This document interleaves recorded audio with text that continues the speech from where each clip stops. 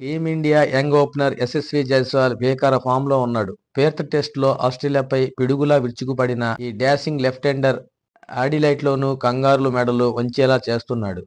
మొదటి టెస్టులో భారీ సెంచరీతో చెలరేగిన జైస్వాల్ రెండో మ్యాచ్‌లోనూ అదే ఫామ్‌ను కొనసాగించాలని చూస్తున్నాడు. ఈ మ్యాచ్‌లో భారత్ గెలిస్తే ఆసీస్‌కు పుంజుకునే అవకాశం ఉండదు. ఇక్కడ ఆతిథ్య జట్టు కదా ముగించాలని టీమిండియా పట్టుదలతో ఉంది. ఇందులో జైస్వాల్‌ను కీలక ఆయుధంగా వాడాలని భావిస్తుంది. రోహిత్ సేన ఈ కుర్ర క్రికెటర్‌పై భారీ ఆశలు పెట్టుకున్న వేళ మాజీ హెడ్ కోచ్ రాహుల్ ద్రావిడ్ ఆసక్తికర వ్యాఖ్యలు చేశారు. జైస్వాల్ విషయంలో తను తప్పు చేశానని ద్రావిడ్ అన్నాడు. అతడిని చాలా తక్కువ అంచనా వేశానని చెప్పాడు. ఏడాదిన్నర కిందట జట్టులోకి వచ్చిన కొత్తలో జైస్వాల్ తడబడ్డాడు. దీంతో అతడి కెరీర్ ఎంతవరకు సాగదని కాస్త అనుమానంగా ఉండేదని.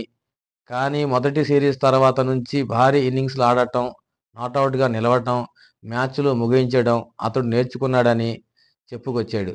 పెర్త్ టెస్ట్‌లో సెంచరీ కొట్టడం అంత ఈజీ కాదని, చాలామంది తోపు క్రికెటర్లు కూడా ఇక్కడ ఇది సాధ్యం కాదని ద్రావిడ్ చెప్పుకొచ్చారు. జైస్వాల్ పరుగుల దాహం ఎక్కువ. పెర్త్ టెస్ట్‌లో అతడు ఆడిన తీరు అద్భుతం. ఇక్కడ సెంచరీ చేయడం మామూలు విషయం కాదు.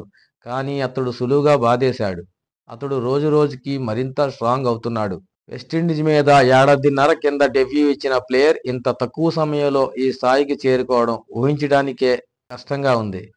అతడి విషయంలో గర్వంగా ఉంది అని ద్రావిడ్ చెప్పుకొచ్చాడు. జైస్వాల్ ఎప్పటికప్పుడు తనను తాను మెరుగుపరుచుకోవడంపై దృష్టి పెట్టడం మంచి విషయం అని మాజీ కోచ్ రాహుల్ ద్రావిడ్ చెప్పుకొచ్చారు.